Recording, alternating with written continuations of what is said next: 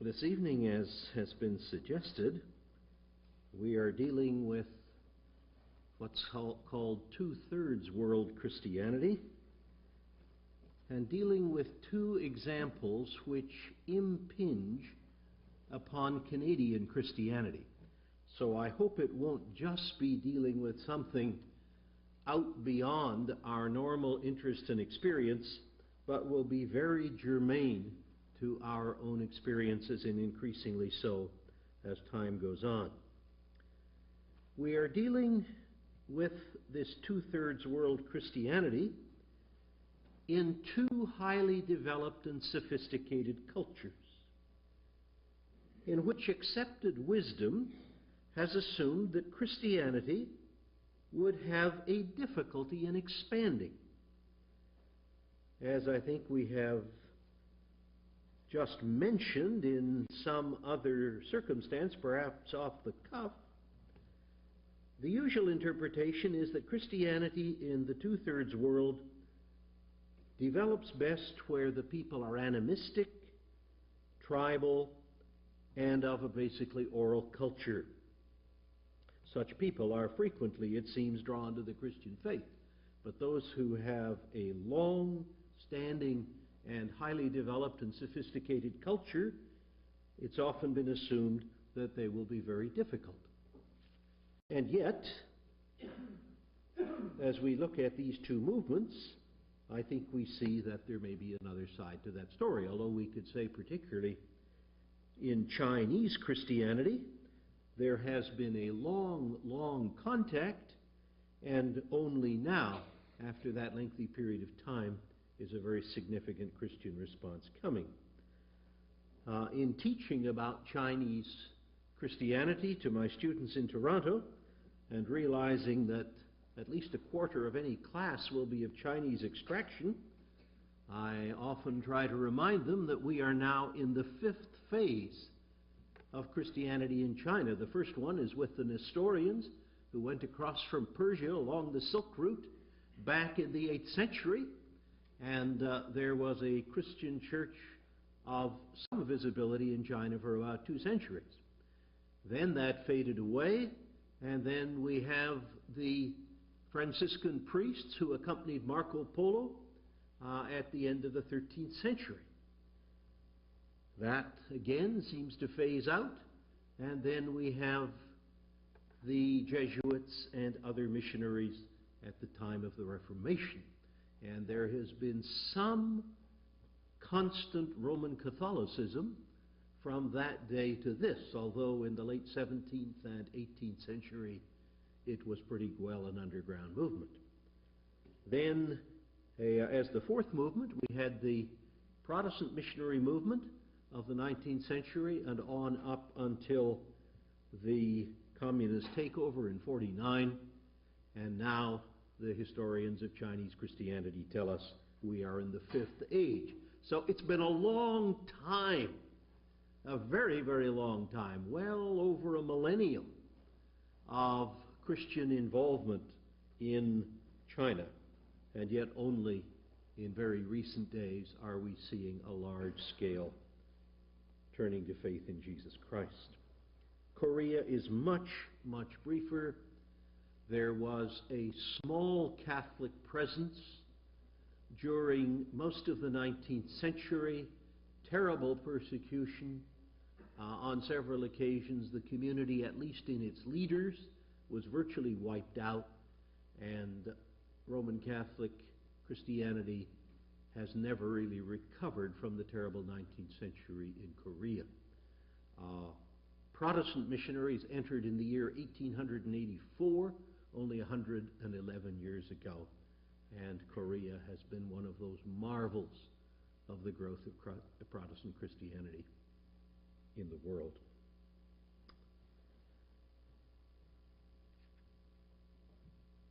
Let us talk a little bit, first of all, about the background of Chinese Protestant Christianity. And in dealing with the background, I would like to mention some of the difficulties that Christianity has faced in China. The first we've already alluded to, that it was a highly developed culture with its own written language and literature, with a high sense of its own importance, even seeing itself as the center of the world. Well, what's wrong with that? I suppose we have seen ourselves as the center of the world, so we might as well share the goodies at that point. But anyway, this is viewed, and I think quite rightly, as a particular hindrance to the expansion of Christianity, which inevitably came in some kind of Western guise. Then there were the unfortunate experiences with Christianity. The Opium Wars, the early 1840s, the late 1850s. Western nations going to war with China in order to get the opium trade in. A nefarious and shameful history. And then, with Protestant missions piggybacking on those openings that Western governments had forced upon the Chinese. It's almost no wonder that any Chinese with any sense of national identity should start off at least with a pretty dismal view of Christianity and of Protestant Christianity. Then there was the era of gunboat diplomacy in the later 19th century, when if the Chinese did not seem to allow Western nations, again with Christianity piggybacking along, if the Western nations did not like the way the Chinese were responding, then they would send the gunboats up the Yangtze and they would lob shells into Chinese cities and towns until they got the kind of response they wanted. Once again, in the Chinese mind, Christianity allied with this kind of situation. The whole insensitivity, not only of the Western nations, but of the Christian West. The reactions. In a sense, we could say that this whole century has been one long Chinese reaction against the West, against Western intrusion, and against Christian involvement in China. The Boxer Uprising, 1900. The anti-foreign movement of the 1920s. And then the whole communist period can be seen in this light. That's background, and that's a pretty tough background to overcome. Maybe the long communist era from 49 has done a good deal to prepare many of the Chinese people for some kind of a change. Not just in reaction against that, but the communist experience, I believe, has shaken Chinese society up out of its centuries-long disinterest in anything else. So Christianity may owe a great deal in a backhanded kind of way to what communism has done in the last 45 or so years. Coming around to another side in the background is the powerful presence of certain great missionaries who are behind contemporary Chinese Christianity, and particularly the very vital forms that seem to be expanding so greatly and are expanding here in North America and particularly in Canada. There are many, many great missionaries, missionary heroes in connection with China. But when you speak constantly with Chinese young people, there are a couple of names that in their history are significantly important. One is the name of Hudson Taylor. Over and over and over again. Quite amazing the stature that man has, even in the present generation of young Chinese Christians growing up in Canada. Now, one has to be a little careful where one gets one's information about Hudson Taylor. He was canonized by his son, Dr. Howard Taylor, and his wife, Geraldine Guinness, out of a great English missionary family, and they wrote 2 great volumes on Hudson Taylor. It is what has traditionally been called in Christian biography hagiography. It is the life of the saint. This goes back to Athanasius' volume, the biography of Antony, back in the 4th century, studying the one who is usually regarded as the founder of monasticism. And just as Athanasius presented Antony as a man without spot or without blemish, so has the long Christian hagiographical tradition. It was believed that this is the way others would be encouraged in their devotion for Jesus Christ. And it seems that that's exactly what happened for about 1,600 years. But then about a generation ago, that all came grinding to a halt, because we moved into the age of popular modern psychology. And all of a sudden, people couldn't read this kind of thing. To use a crude modern word, they barfed if they read it. Or they broke out into laughter. They said, "This is stupid. Who's ever heard of anybody who never made a mistake in life through 1,200 pages? It's ludicrous. Come on, come on." These fellows likely had clay feet up to their armpits. And so we have to turn to new sources that will give us somewhat of a different picture of the great and unquestionably great Hudson Taylor. The old volumes are fine as far as his theology, and as so many of these renewalists, as he certainly was, we find a very basic Christian theology. We find an extremely vivid consciousness of his experience of God. Hudson Taylor's sense of call, his call to Christ as a young man in the West Riding of Yorkshire, his sense of call to China, 21 years of age, in the early 1850s, heading off with a little bit of medical training under his belt. Terribly depressing years in China, back to England, married, family, and yet never able to get China out of his system. And then 1865, the founding of the flagship faith mission, the China Inland Mission. Back he goes to China, and a model for a whole section of Christian missions. Experience. And then his experience of what he calls the exchanged life. The life of self-offering to Christ. And the joy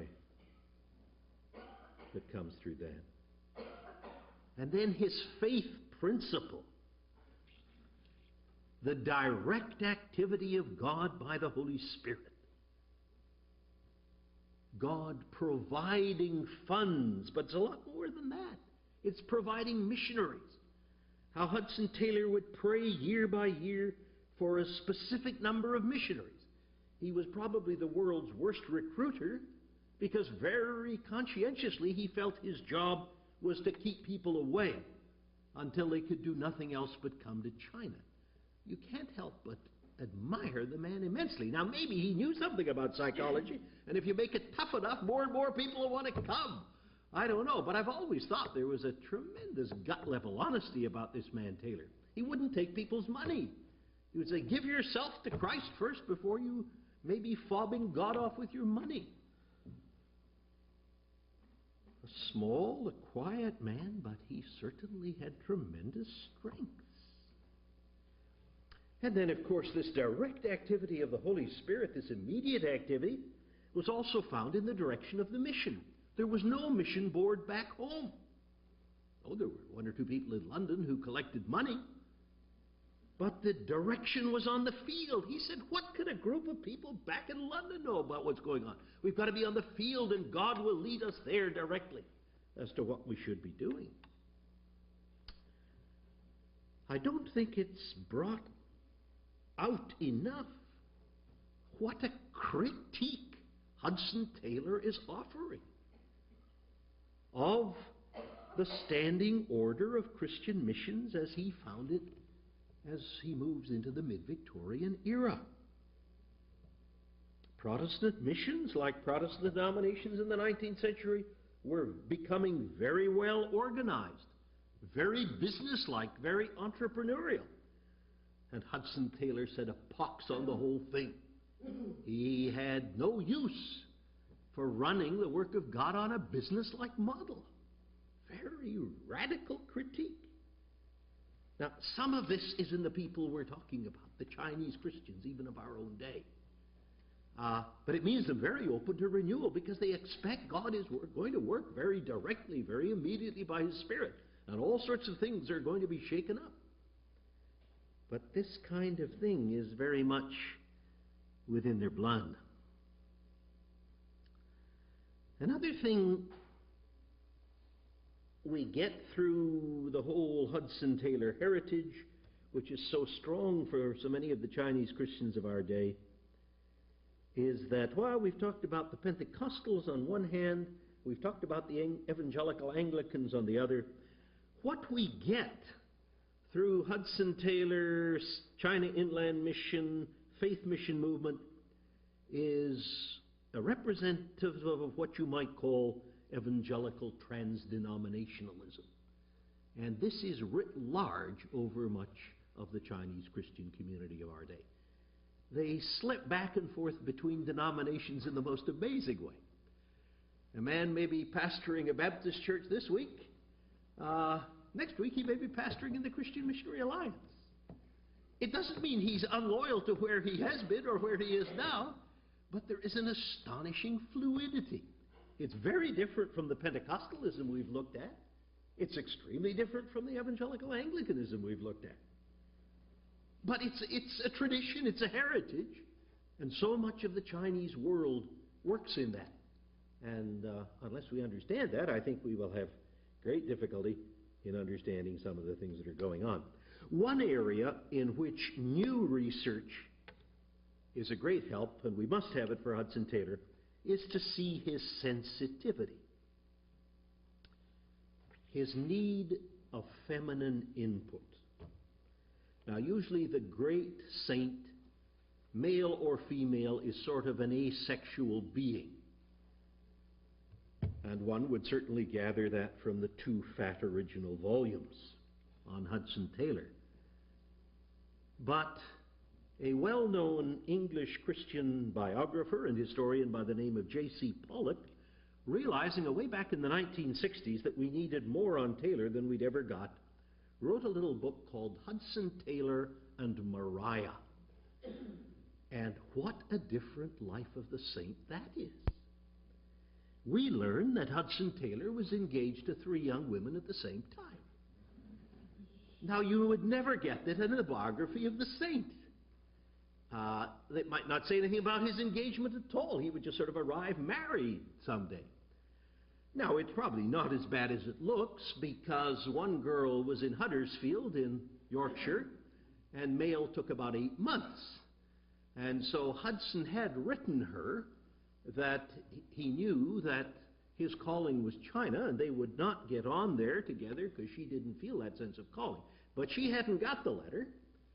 And then there was another young woman who was being sort of brought to Hudson's attention by an older missionary lady And then, of course, there was Maria Dyer, the love of his life.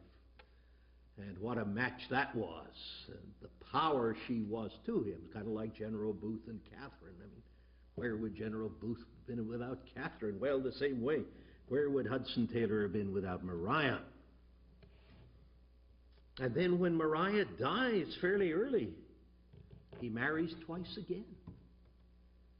Not as much as one famous old American missionary of the 19th century buried in Amoy on the coast with his 6 wives around him. They had all died with malaria or dysentery or something like that, one after another, and he survived them all. Well, Hudson Taylor survived only 3. But you get the point. Pollock is giving us a somewhat different picture, a much more human picture. And we are greatly indebted to psychology for giving this to us, because we can no longer relate to the sort of plaster cast image of a saint. We can only relate to somebody who seems to live in the same world that we do. Also, certain other books that have been doing a lot of research on the Chinese missionary situation have been reminding us of how sensitive Hudson Taylor was of the Chinese. The old stories are well known, how he insisted on the early missionaries at the China Inland Mission identifying with the people, how they had to wear a Chinese kimono, how the men had to grow a pigtail, how they had to identify and contextualize in every way possible. We've also been finding out that he was one of the very few missionary voices in China at the time of the Boxer Uprising at the beginning of this century who refused to accept or to demand reparations from the Chinese. That famous statement of Taylor, "We are guests of the Chinese." What a giant of a man. No wonder he leaves an impression upon a considerable section of the Chinese church. Another name that comes out frequently is Jonathan Goforth. What a name for a missionary, Goforth. It's like an evangelist Billy Sunday. You know, you can't beat it. Jonathan Goforth, perhaps the greatest of all Canadian missionaries. I hope I'm not biased in saying that, but I think there are many historians who would make that claim. Desired to go to China with Hudson Taylor in the mid-1880s in Toronto. But Hudson Taylor, again, was not seeking recruits in North America. He would not do that until the mid-1890s, until he was pushed at it. And so Goforth goes with his own denomination to China. But his itinerant preaching, his mass prayer meetings, his emphasis on repentance and confession will all characterize vast segments of Chinese Christianity. Now we want to get a little closer. We want to look at a few of the evangelists of the 1930s and 1940s who bring us right up to the communist takeover and who also have a great impact on the Chinese Christianity of our day. Without any question, I think the great name is John Soong. A PhD in chemistry from Ohio State in the 1920s, proceeded to Union Theological Seminary, New York City, where he had a breakdown, which he attributed to the theological conflicts which he had. Once he is released from hospital, he believed God calls him to China as an evangelist. On the way across the Pacific, he takes his PhD and throws it forward as a symbol that he has burned his bridges. He itinerates in South China and then in Southeast Asia, down through Vietnam, over to the Philippines, across Indonesia, and up into what was then Malaya. A creative Bible teacher, a good song leader. Those things don't always go together. Again, that strong confession of sin that was seen in Jonathan Goforth's meetings and will be seen in Korea par excellence. Ruthlessly direct. As with many evangelists, not the easiest people to live with, I don't think. A bit of a prickly character. But where is the church without evangelists? So many of our Canadian churches don't have evangelists.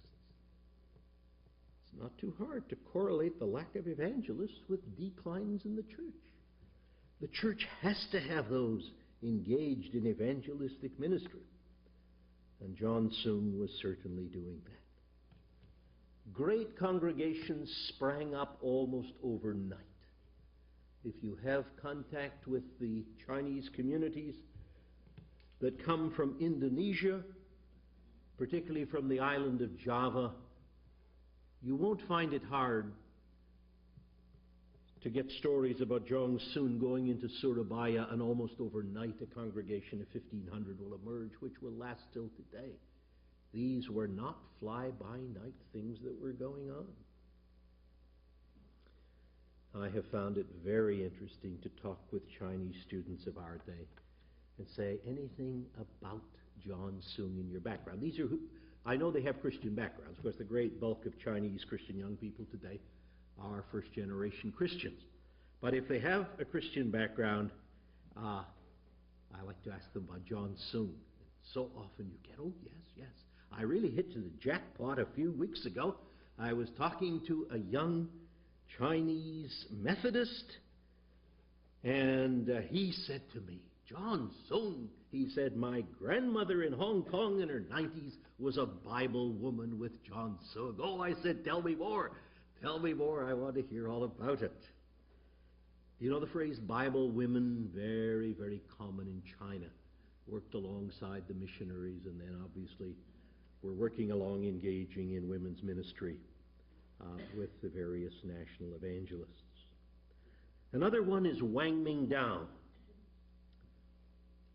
a pastor primarily, different from Soong, a pastor in Beijing, but also doing some itinerant evangelism.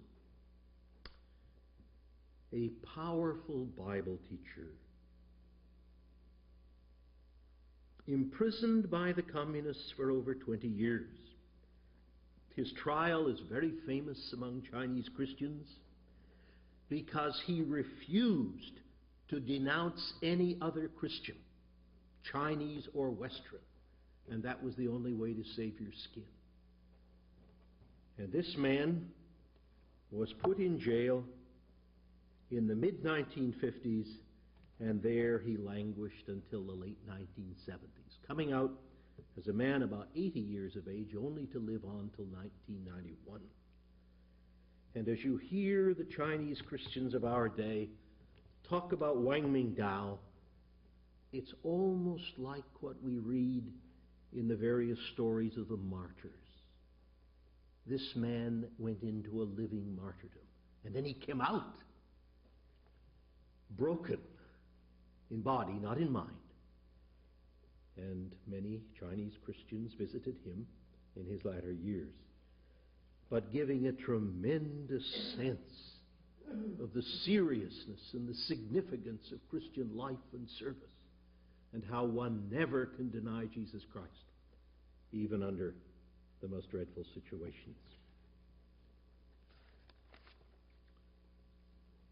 There was a whole body of evangelists called the Bethel Bands, Far too many names to mention, but they emerge in the 20s and the 30s and are doing evangelistic work. Totally Chinese, no missionary leading in anything like that among them. And then there were a couple of special Westerners who had a peculiar relation to the Chinese. One was a Scandinavian woman missionary by the name of Marie Monson. She went out with Frederick Franson, the Swede who founded the Scandinavian Alliance Mission, who learned a lot from Hudson Taylor about his organization.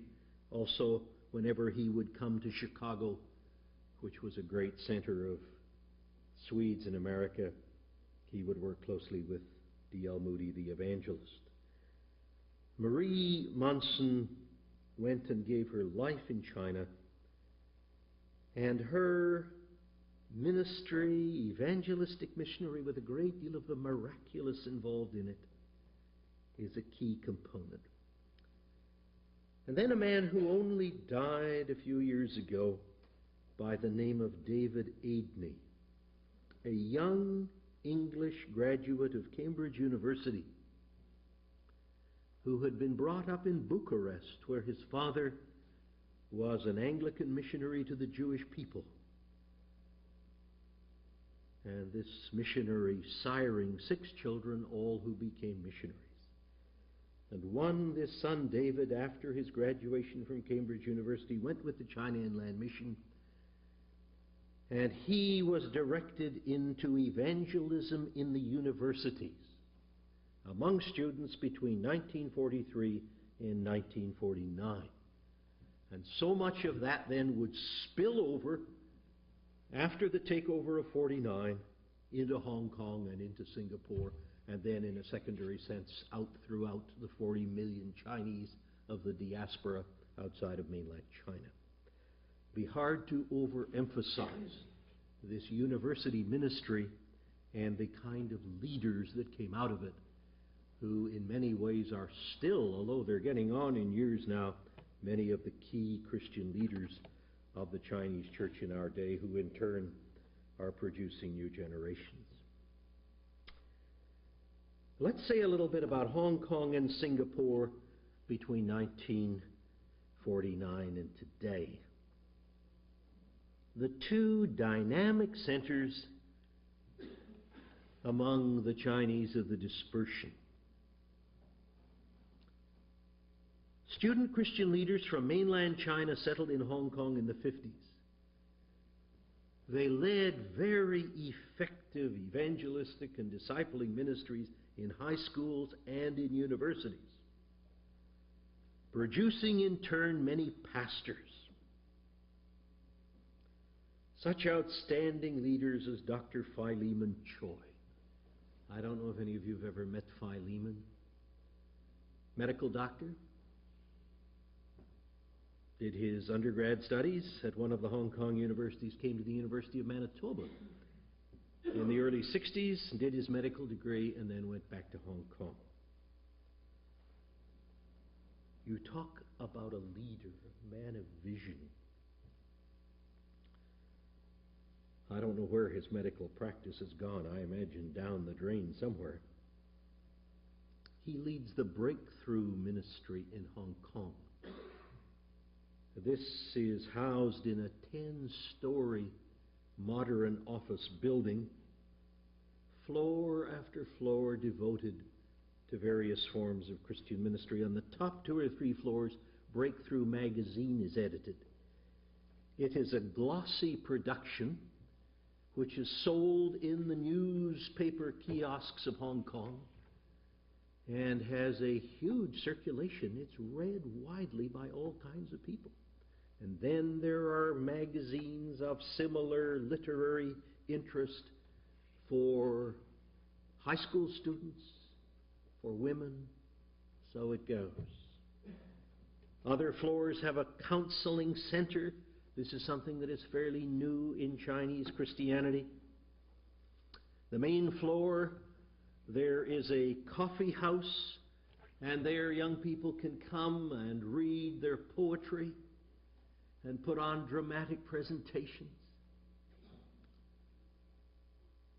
Philemon also happens to be the chairman of the board of the China Graduate School of Theology, by far the largest theological seminary in Hong Kong. I was chatting with him just about a year ago. He has been given £150 million by the Hong Kong government to set up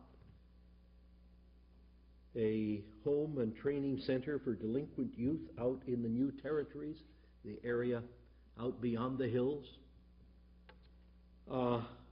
Just listening to Philemon, one is exhausted, but more than that, one is impressed with the kind of leaders that are given in the church in these kind of areas. A man respected by almost all Christians and very obviously by the government as well.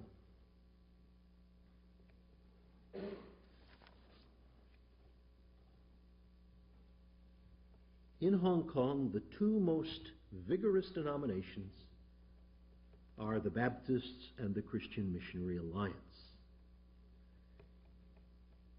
One can pretty well typify the alliance, but what kind of Baptists? Because the Baptists in Canada have received immensely from the Baptists of Hong Kong. The interesting thing is the Baptists in Hong Kong are Southern Baptists. And so they join either the conventions or the fellowship here, but their roots are all the same.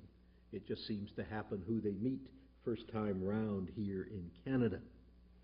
But it certainly is impressive to see how these two denominations have theological institutions in Hong Kong, how they are busily engaged in evangelism and church planting. In the serious Hong Kong world, Pentecostalism, the charismatic, and the vineyard have almost no influence. So if one finds the Pentecostal, the charismatic, and the vineyard very trying one spirit, maybe a time or a lifetime in Hong Kong might be a great help. The Hong Kong people are amazingly serious and solemn. I don't know if you've got to meet them and got Singaporeans alongside and able to compare them. They are two totally different peoples. Both Chinese, both so similar in origin, and yet so different. The Hong Kongers will let down and smile when you're talking alone or in a small group. But in public, there is a serenity and a solemnity about them that is just almost impossible to crack. I remember asking a Chinese student who had been brought up for most of her life in Canada, why was this so? She said, it's because we feel so inferior. I said, oh, come on. You're the most capable, able, dedicated people I've ever met, by and large. Oh, she said that. Isn't the way we understand ourselves. We see ourselves as newcomers, as ones who are not able to fit in, and we feel very inadequate. That may, I'm not sure that is the total answer, but anyway, that may refer to the Hong Kongers. What makes the Singaporeans so different? Funny, bubbling over with enjoyment, cracking jokes in the American idiom. They know our kind of humor. Bouncing sort of people. A lot of them can't read or write Chinese. They've become so anglicized. Funny to see the differences. Anyway, there are those two great centers. Singapore, we'll look at it for a minute, is much than Hong Kong. It's true of its Christianity as well as everything else. It has a strong Anglican input. Oh, Hong Kong has some, but far stronger in Singapore. And almost always going along with evangelical Anglicanism is Plymouth Bretheranism. These are very strong, and they have been involved in very effective work with high school and university students. Some of that English pattern we talked about, concentrate on the coming generation, particularly in the schools, the universities, the coming leaders. Is that a godly thing to do? Is that putting class in God's kingdom? I don't know. Or is that just good contextualization? One's head sometimes spins as one tries to think about these kind of things. There's a fairly strong charismatic movement, particularly among the Anglicans. The Bishop of Singapore has been very supportive, and as a result, so many of the clergy.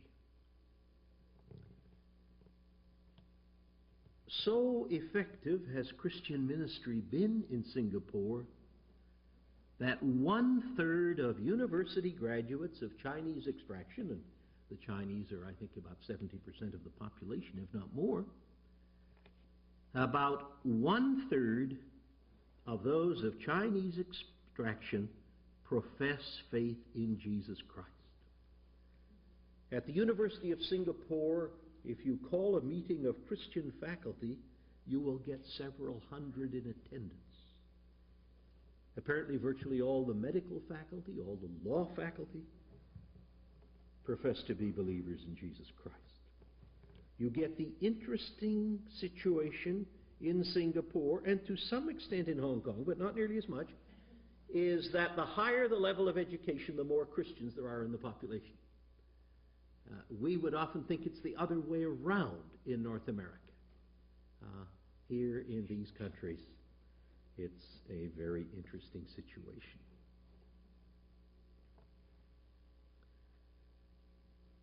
Singapore, along with Hong Kong, but again seem with more drive to it than Hong Kong, is a leader in the Chinese cross-cultural missionary movement, missions from the Third World. However, we have to really wait to Korea to talk about that, because that is something that the Korean churches are particularly giving themselves to.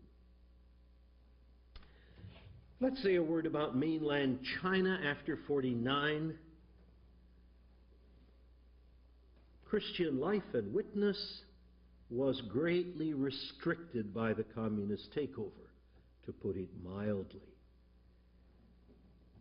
Then in the 60s came the young revolutionary Red Guards, who sought to obliterate religion, any religion, as a preparation for the new society that they envisioned. They had to clear the earth before they could develop society as they dreamed it to be.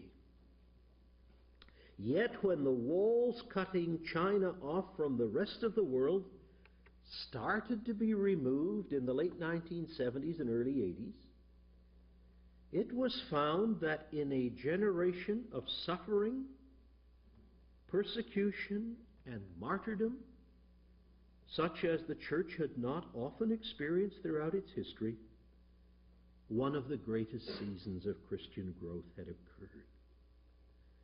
In 1949, it is estimated there were 3+ million Christians in China.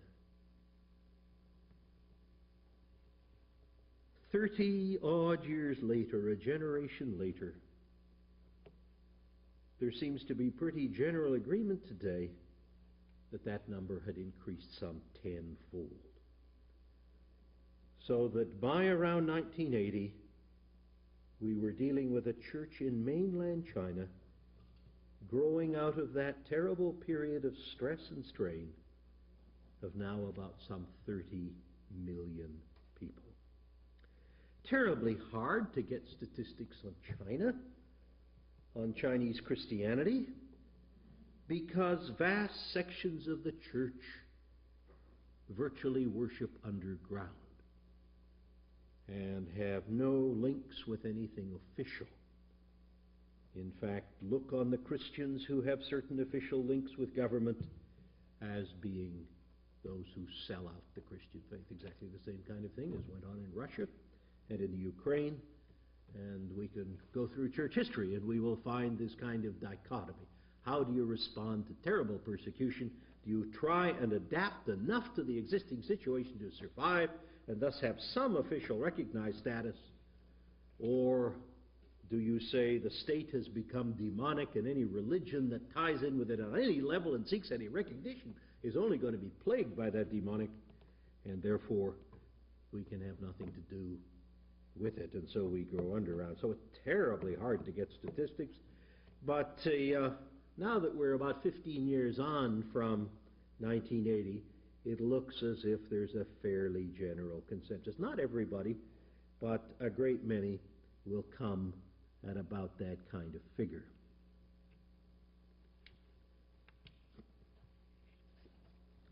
Since roughly 1980, Christian growth appears to have continued. Tiananmen Square, of course, was a very significant event, not only denying human rights, but in part because of that, producing a backlash against communism from formerly communist intellectuals. And so now, for the first time in Chinese Christianity, there is a whole generation of highly educated academics and intellectuals who are examining the Christian faith. There are a number of these who have come to faith in Christ within the last 5 or 6 years since Tiananmen Square, who have become believers in Christ, who have come here to North America, and they have a network and are busily writing apologetics for the Chinese intellectual. They find that everything else is fine for the audience it's designed for, but it's not designed for those who are part of the intellectual elite of China. It's been a great privilege to talk with some of these very young Christians and see their burden and their evangelistic work through literature and then visiting back to university campuses in mainland China, and they see a whole new day emerging in this situation. Certainly this holds very great potential for the Chinese church. And now just a word about Canada. Chinese churches in Canada. There are well over 200 Chinese congregations in Canada today.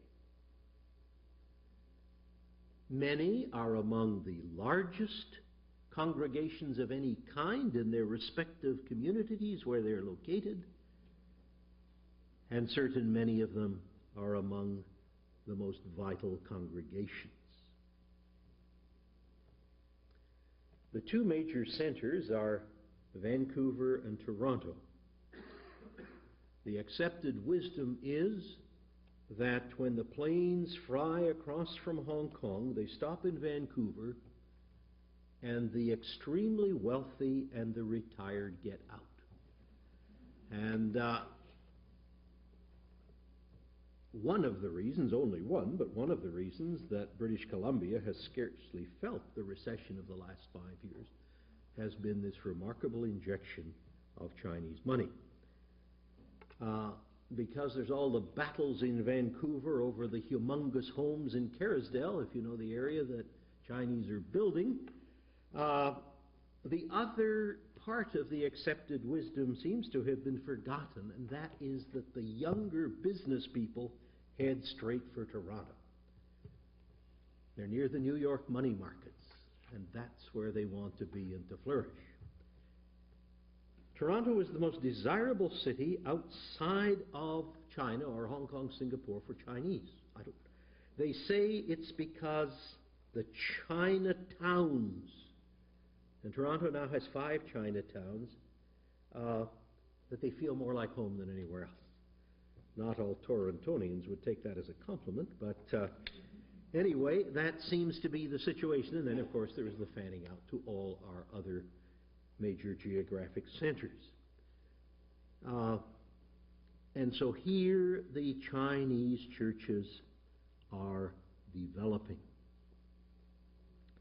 With many Chinese Christians now being born in Canada and educated here, with an increasing network of English-speaking services in the larger Chinese congregations, and with many Chinese now involved in what might be described as multicultural congregations, where they're only in a minority, but are often making a very great contribution,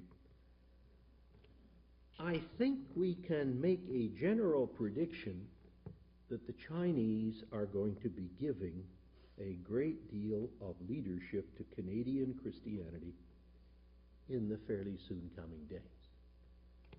I do not say they will give leadership to Chinese Christianity in Canada. They're doing that already.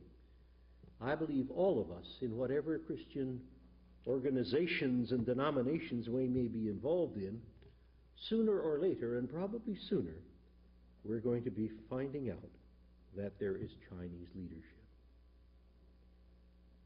I have the privilege of working with 2 Chinese colleagues I have never worked with people of such ability. They are scholars of the highest rank. One of them has 2 doctorates. One usually kills most of us.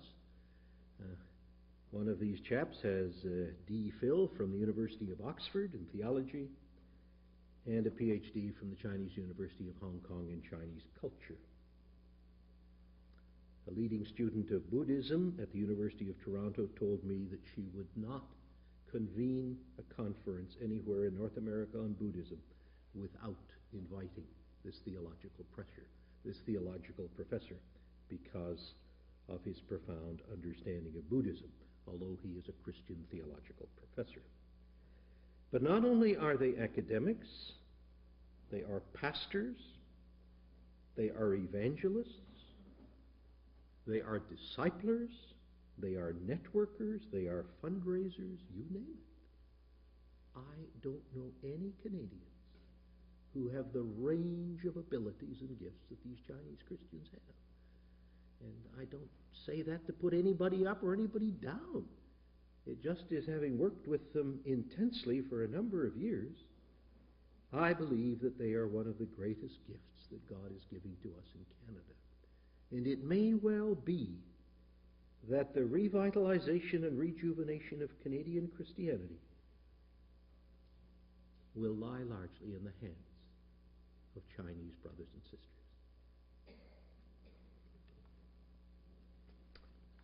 Many of the Chinese congregations are wall-to-wall young people.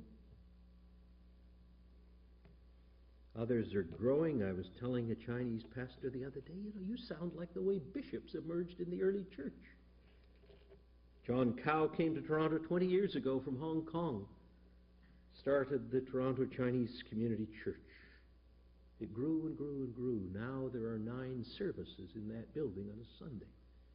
Cantonese, several, Mandarin, quite a few English, late night services to reach the restaurant workers, and on it goes. But that's not the whole story. Out from their satellite congregations have gone. And now we've got the Richmond Hill Chinese Community Church, and the Markham Chinese Community Church, and the Malvern Chinese Community Church. I had the privilege of speaking at the opening of the building of the Richmond Hill Chinese Community Church about 4 years ago. I was informed that last Sunday they hit 1,000 people in attendance. These are the satellites. This isn't the biggie at the home base. And I said, John, this is the way the bishops emerged in the early church. They started a church, and then the satellites started, and willy-nilly they had oversight and supervision. So I said, I think I'll call you Bishop John from now on. I don't know anywhere else where we're getting this kind of remarkable vision and leadership. You do get some interesting quirks. I remember being in a Chinese congregation one evening, and there was a time of prayer before the evening service, and they had one big burden in prayer, that the Lord would give them some old people. I don't think that's the usual petition in the average North American church. And I was a little astounded, and they took a moment, thankfully, to explain it to me. That all of us, as young Christians, the whole congregation was young, high school, university, young business professionals, we all come from non-Christian homes. We do not know how to relate as husbands and wives as we get married as Christians. So we need some older people as husbands and wife models, as how Christian husbands and wives are to love and care for each other. It's hard to go wrong with people with that kind of vision, who see the realities of life so clearly and address them in such a Christian way. Let's come very quickly to the Korean situation. If Chinese Christianity represents much of what was best in the Anglo-Saxon Protestant trans-denominational evangelicalism, Korean Christianity is a little shade different, just like the evangelical Anglicans are a shade different than the Pentecostals. Charismatics and vineyards are a little different. Presbyterianism is by far the strongest Protestant force in Korea, and it represents the strict confession of Presbyterianism for which the old Princeton Seminary and Southern Presbyterianism was famous. A very, very high regard for the Westminster Confession of Faith of the 17th century, and a kind of going back to that as a unique expression of biblical faith. While the Chinese world has both British and American influences, the Korean world in Christianity as elsewhere is almost single-handedly shaped by the United States. It is the America of the Orient, or in other language, the America of the Eastern Pacific Rim. Protestant Christianity, as we said, arrived in Korea in 1884, but since then the results in what used to be known as the Hermit Kingdom have been remarkable, to say the least. Some of the reasons for the growth of Korean Christianity. The earliest missionaries represented the cream of the crop, the ablest young Americans of that generation prior to World War I. From the beginning, one of the missionary doctors was successfully treating the royal family in Pyongyang, the capital now of Northern Korea, and gained an appreciation for the missionaries that probably quickly could not have been gained in any other way. The Koreans were historically, for generation after generation and century after century, an oppressed people. Korea was under foreign domination. The Japanese defeated the Russians in war, and thus from 1895 to 1945, Japan held sway over Korea.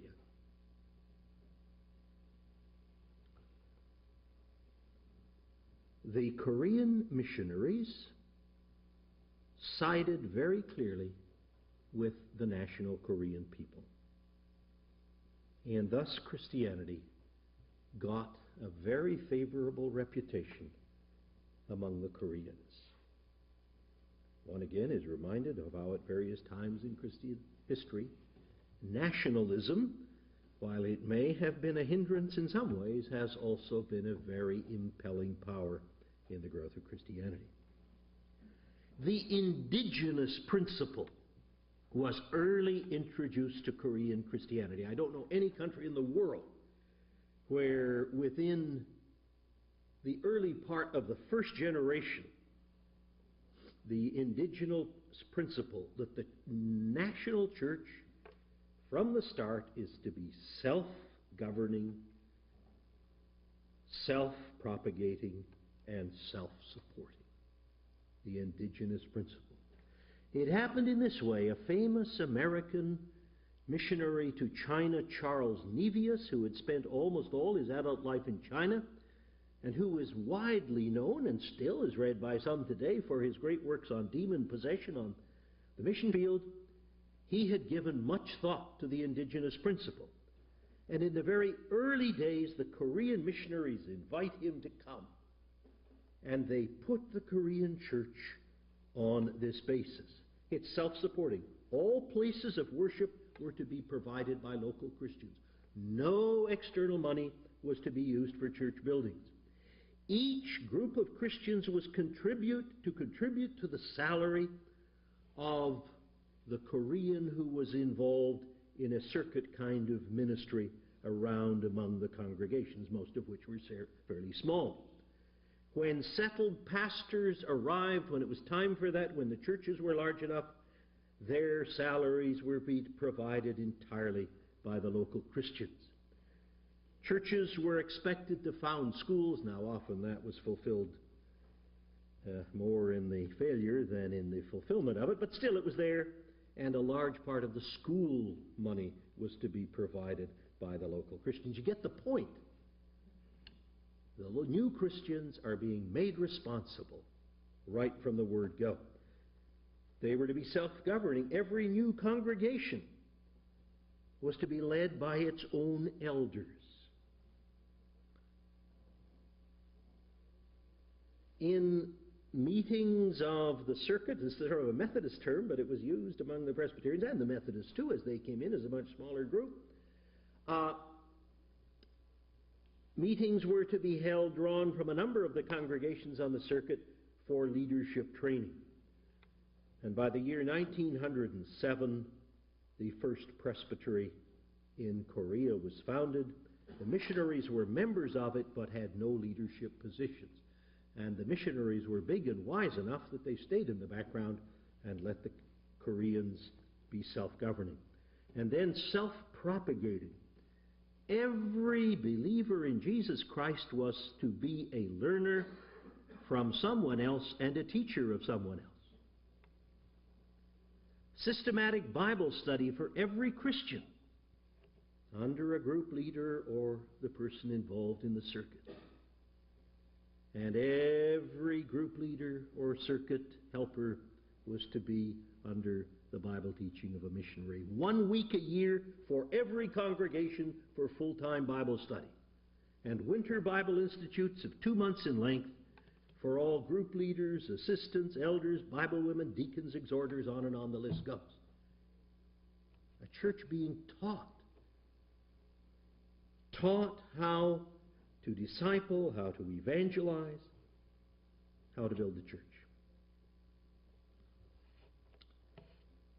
Another cause of the growth of the Korean church, what we have alluded to as the Fourth Evangelical Awakening, that movement in the West, 1904 to 1910, often called the Welsh Revival, came to Korea with tremendous power. And so that organization that was there was now filled with greatly increased life. Another cause, it's usually agreed, of the growth of the Korean church was in the 1920s and 30s. Christians were instructed by the Japanese government to engage in Shinto worship, which was a form of emperor worship, acknowledging that the emperor's ancestors were divine. The large measure of Korean Christians refused, in almost complete contradistinction to what happened in Japan, where a similar demand was made. Many, many Christian leaders were martyred in the 20s and 30s in Korea.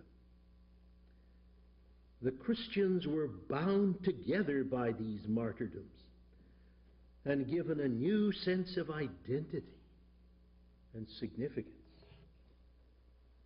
Again, if I get Korean students and find they're of Christian background, and it's very different from the Chinese, most of the Chinese are first-generation Christians. Many of your Korean young people today are fifth-generation Christians, at least those who are preparing for the ministry. And they will often say, my great-grandfather on my father's side was martyred in 1927 outside Pyongyang, which was the capital and which was the great Christian center. And this is still burning in their bones.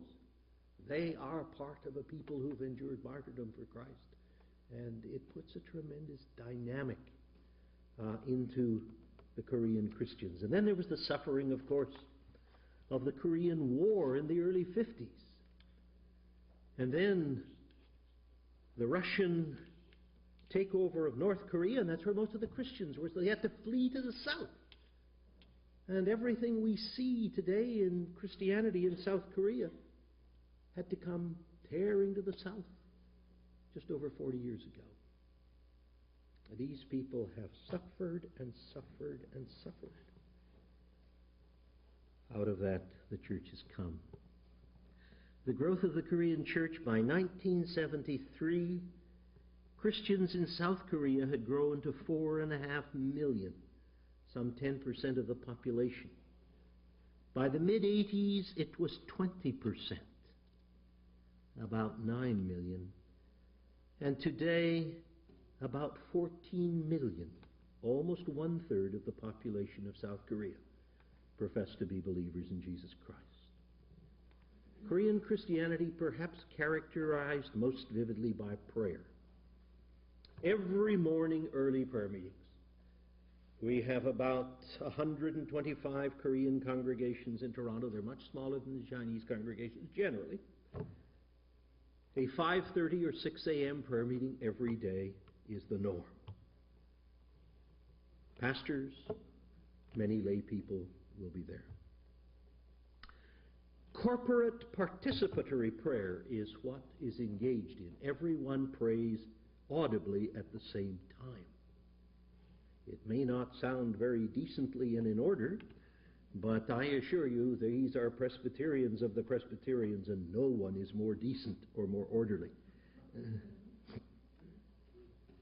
Then, of course, the prayer mountains, where a congregation will have a section of a mountain or a mountain, and there will be some rough kind of cottages, and there people will go for weekends or a longer period of time to pray.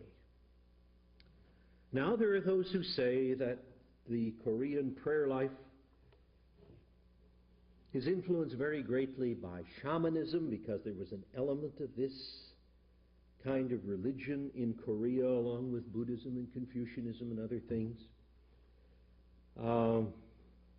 They say it particularly comes out in the Koreans praying for health a great deal and for prosperity. I leave that to you. I'm not at all sure that's the whole situation, but those are what some people say. Pentecostal, charismatic, third wave Christianity is much more significant in the Korean world than in the Chinese. The largest congregation in the world is Yonggi Cho's Full Gospel Church with some 600,000 members. That's not a denomination, that's a congregation. 600,000. 8 or 9 congregations meeting a Sunday in this cavernous building, seating some 25 or 30,000 people, all divided down into smaller subgroupings, and apparently the congregation being pretty well serviced, if one can use that word, in spite of its vast size. Half the students in graduate-level Protestant theological education in Asia are to be found in Korea. Korea is giving the lead in cross-cultural missions from the two-thirds world.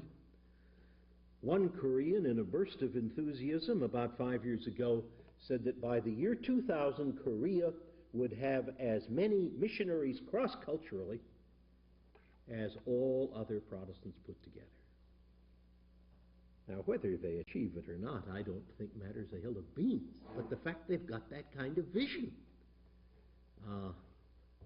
you've got to have vision to start with. Well, they have got that, and that will certainly take them somewhere down the road. Now, all of this has a very strong entrepreneurial style. If the Chinese are entrepreneurs, it's well hidden behind a facade that we cannot penetrate. But it's very obvious in the Koreans. They are running the moment they hit the deck. This is very evident in pastoral work, and it means that pastors are often very jealous of their own preserve. And they are very fearful of the next door pastor because he may encroach. In some ways, it seems the worst of denominational conflicts of the 19th century are present in a good deal of Korean Presbyterianism. There are also scores and scores and scores of multimillionaire Christian businessmen who are eager to invest in the development of Christian institutions. Again, I think you see a hard-driving business style. This tends to division, and it's tending, at least in North America, to turn off some of the younger generation, because growing up in Canadian society, which does not particularly value that kind of life, and particularly in the Christian life. So it will be very interesting to watch where Korean Christianity is going to go in Canada. I think Chinese Christianity will adapt much more readily to Canada. But we must not put down the very remarkable things that are transpiring in Korean Christianity. There are about 50,000 Koreans in Canada, the great bulk of whom live in the city of Toronto. No other recent Protestant immigrant group has anything like the percentage of Christians among them. The Toronto Star did a study a couple of years ago and found that over 50% of the Koreans in Toronto profess to be Christians, and most of them attended church regularly.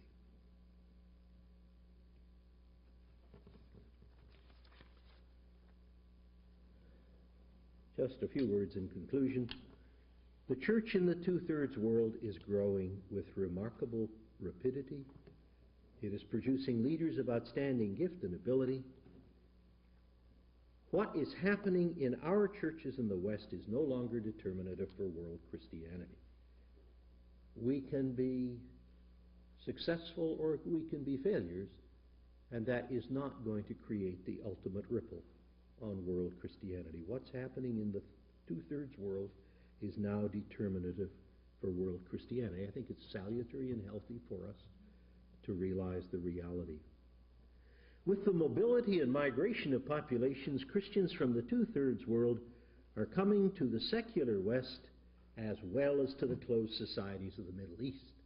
And are these Chinese and Koreans going to be the key people involved in Christian ministry in the Middle East? It looks as though they may well be. We are, as a result, not only having strong ethnic congregations in Canada, we are having increasingly multi-racial congregations. Some of the church growth leaders tell us that you cannot really have an effective multicultural congregation, because whatever is the old group, the dominant group, they will marginalize the others. I would just like to say I don't see that in Canada. I see many congregations where the relatively new migrants are not put on the margins of the congregation. They are elders, they are deacons, they are Sunday school teachers. And maybe in Canada, we are having an opportunity to model something of multicultural Christianity, which may well be important for the church throughout the whole world in our very mobile future.